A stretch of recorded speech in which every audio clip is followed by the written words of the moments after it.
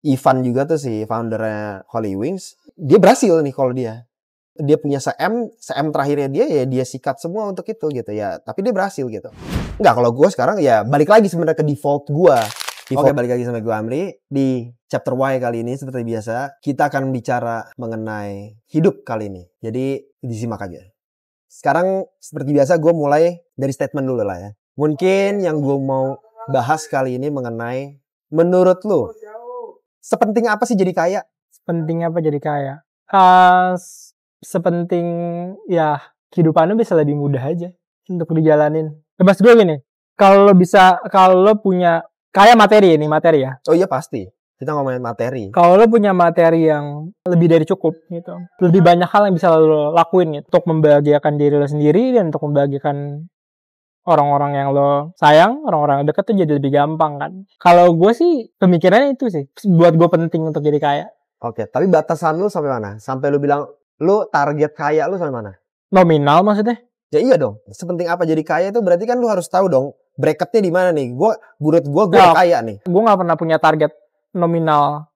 Iya, oke. Kalau lu nggak bisa punya target, minimal banget lu pasti punya target. Lu harus bisa, keuangan gue harus bisa profit gue 1, 2, 3, 4, 5. Nah, lu berarti butuhnya apa? Baru lu cukup. Atau at least seenggaknya itu milestone pertama lu lah.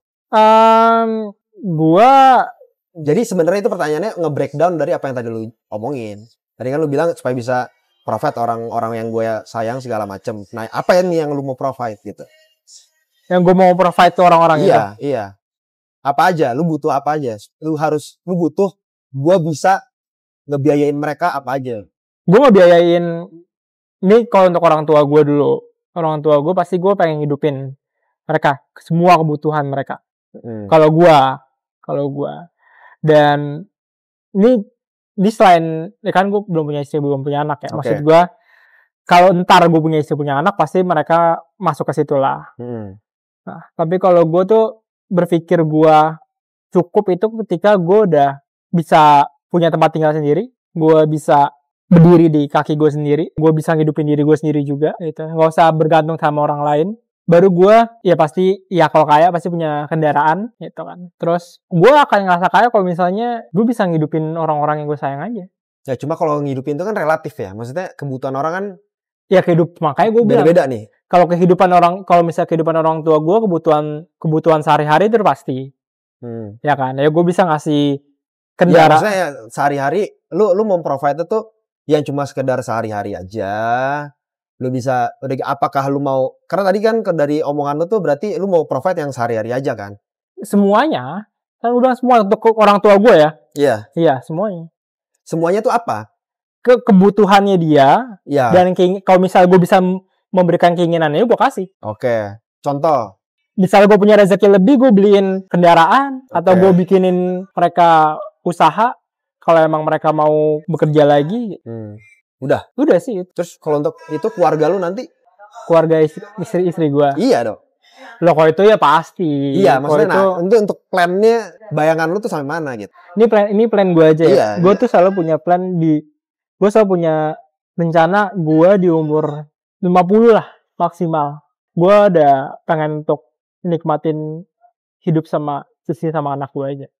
Maksud gue gak terlalu banyak untuk waktu gue untuk kerja gitu. Ya itu pasti kan kalau misalnya udah umur segitu mah. Nah, belum tentu Pak, 50, 60 aja masih banyak yang masih kerja. Kalau belum disuruh pensiun batasan umurnya mah masih kerja Pak. Tapi kalau umur 50 lu baru ada waktu buat anakmu. Ya kita kan lihat umur juga sekarang. Kan gue juga apa? Ya maksud gue kalau misalnya gue mungkin nikah di usia muda, mungkin gue bisa lebih muda. Tapi kan kenyataannya kayaknya jalan gue nggak ke situ gitu. Kayak jalan gue nggak kayak gitu nih entarnya gitu. Mungkin gue di umur segitu baru bisa untuk ngelakuin itu gitu. Ya mas gue realistisnya di umur segitu. Terus buat lu sendiri selain rumah? Kendaraan. Apa? Lu mau apa? Apa? Ya lu mau apa? Kendaraannya apa? Ya iya dong. Ya mobil sport lah. Iya, yang mana? Hypercar. Apa? Ya. Planning itu harus jelas, Pak. Ya, planning kan gak harus kita sebarin ke semua orang. Ya gak apa-apa, emang kenapa? Gak bisa. Don't be afraid, dong. Gue gak takut, tapi kalau misalnya gue fokus ke nama mobil, kayak gue enggak. Tapi yang pasti gue pengen punya mobil sport aja. Oke. Itu impian gue, pakai duit gue sendiri gitu. Oke. Tapi gue jujur ya, di hidup gue tuh yang gue cari dulu itu gue selalu mikir gue pengen orang tua gue itu bangga sama gue. Oke. Gue pengen orang tua gue bangga sama gue dengan apa yang insya Allah ntar gue capai gitu ya. Tapi semakin kesini gue semakin mikir kayak gue nggak butuh itu. Akhirnya gue nggak ngejar ke sana gitu. Akhirnya gue nggak berpikir bahwa gue pengen ngebuat orang tua gue bangga sama gue gitu. Karena mungkin gue terbiasa dengan hidup yang ya kalau lo ngelakuin satu hal yang mungkin lo dapat achievement gitu ya, keluarga gue tuh nggak biasa untuk ngungkapin gitu loh kayak. Ya kayak gue bangga sama lo segala macam hal. Dulu tapi gue pengen gitu. Kalau sekarang tuh gue enggak. Gitu. Jadi sekarang? Kalau sekarang yang penting gue ngeliat mereka senyum aja berarti ya mereka bangga sama gue. Ya berarti sama dong tujuannya. Tetap pengen bikin bangga dong. Ya tapi kan waktu itu kan gue pengennya dia ngasih ke gue. Dia ngasih omongan ke gue. Oh responnya. Pasti. Tuh, dulu kan gue pengennya kayak seenggaknya adalah satu yang dia omongin kayak suatu yang diungkapkan lah. Kalau sekarang kayak enggak deh. Tapi tujuan lu tetap sama, lu pengen banggain orang tua lu kan. Ya gue pengen bahagiain orang tua gue. Ya, walaupun responnya lu udah siap dengan yang cuma senyum aja gitu kan. Ya, akhirnya gue tahu mungkin cara mereka bangga mungkin dengan dia senyum gitu. Lu melihat diri lu 5 tahun lagi deh kayak 5 tahun lagi. Harusnya udah nikah. Harusnya udah nikah. Harusnya. Insya Allah. Di tahun keberapa nikahnya? Baru gue tahu. Ya kan target aja gak masalah. Buat target gue meleset juga gak masalah. 2. Ini gue mencoba membantu lu untuk lu bisa mengungkapkan target-target lu ini. Karena ada yang gak mungkin itu malah jadi kejadian gara-gara lu udah nyebut loh. 2-3 tahun lah. Paling lama 3 tahun lah. Gue aminin nih. Iya, 2 tahun, 3 tahun. Taruhlah misalnya kita ngambil worst case-nya 3 tahun. Iya. Terus udah gitu? 3 tahun ya. Berarti gue tipe orang yang pengen punya anak langsung. Ya, insya Allah di 3, maksud gue insya Allah di tahun keempatnya gitu kan. Udah lahiran. Tahun keempatnya udah lahiran. Berarti 5 tahun anak lu 1. Anak lu umur setahun tuh, 5 tahun akhir tuh. Iya. Nah, abis itu kalau misal keluarga ya. Kalau misalnya dalam karir mungkin. Nah, kalau karir tuh gue gak bisa sebutin, gue gak bisa ngomongin banyak ya. Tapi ya insya Allah gue punya target di 5 tahun ke depan. Gue mau ngapain gue udah tahu. Gitu. Tapi kayak kalau gue sebutin kayaknya nggak bisa gue. Nggak boleh Pak. Apa yang gue kerjain tuh nggak boleh coba ceritain. Tapi benar, gue setuju itu. Gue nggak tahu ya kalau menurut lo setuju. Gue tahu itu. Kalau masalah sesuatu yang kita kerjakan nggak dikerjain, itu gue tahu banyak ada orang yang kesana juga pendapatnya. Dan gue tahu itu basicnya dari agama ke situ sebenarnya. Jadi kalau lo ngerjain sesuatu, kalau dari agama kayak gitu, lo nggak boleh ngungkapin sesuatu yang masih jadi rencana. Itu di agama bilangnya kayak gitu, nggak boleh.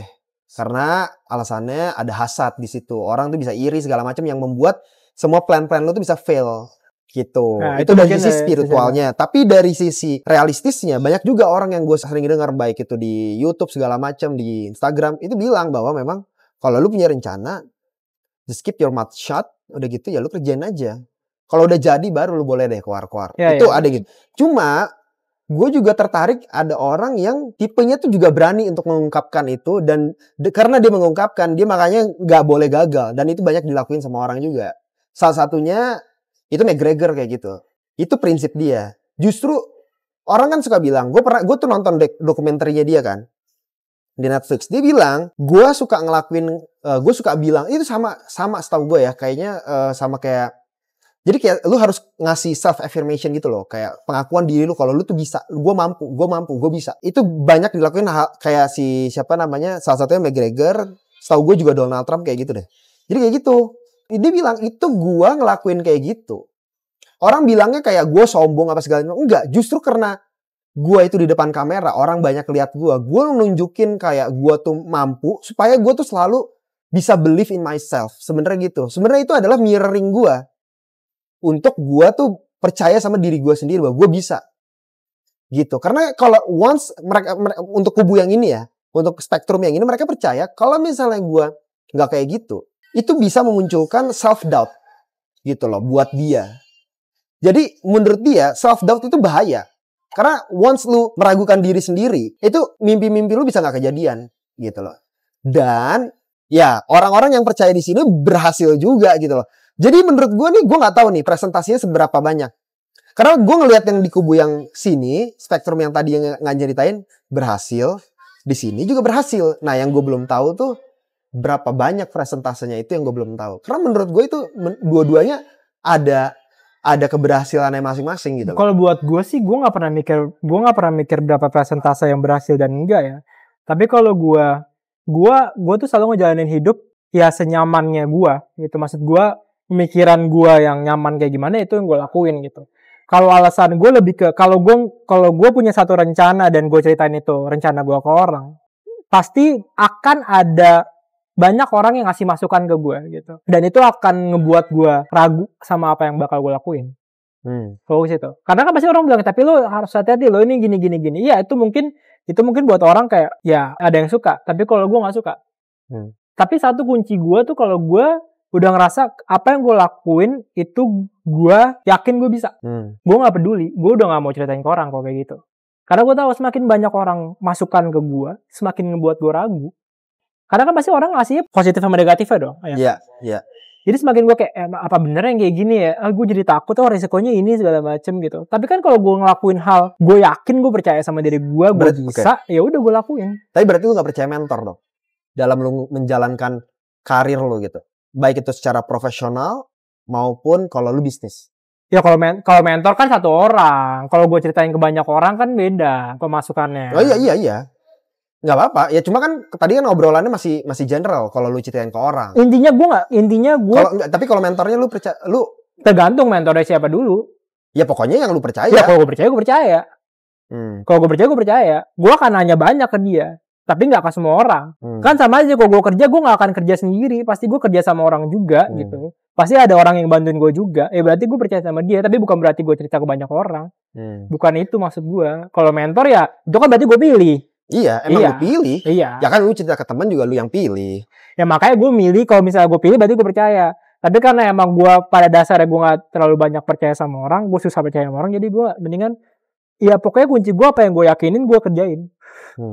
Tapi lu pernah gak sih punya pemikiran yang kayak, ini kayak zaman dulu nih, prinsip gue atau value gue yang ini kayak bener nih, gak mungkin salah. Oke. Tapi pada sekarang kayak, ternyata itu salah. Pasti ada dong yang meleset. Ada. Oh itu, cacing-cacing naga-naga.